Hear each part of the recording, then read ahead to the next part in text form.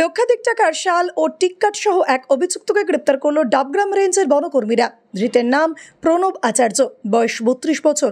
বন দপ্তর সূত্রে জানা গিয়েছে, গোপন সূত্রে খবর পেয়ে ডাবগ্রাম রেঞ্জের বনকর্মীরা জানতে পারেন ইস্টার্ন বাইপাস দিয়ে একটি 4 চাকা গাড়িতে কাঠ পাচার হবে।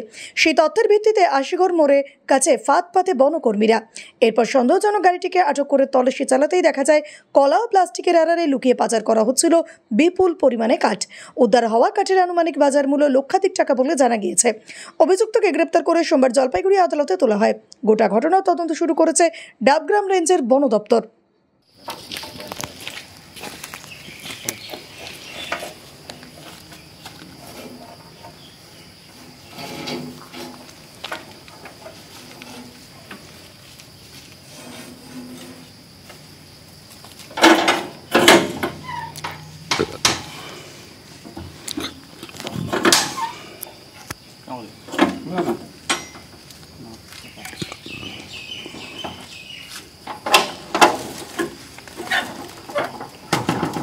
পিছন টানো,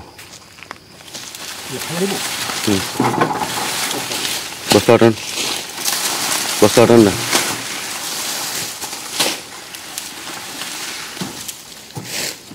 বস্তা টানো, বস্তা টানলে হয়ে যাবে।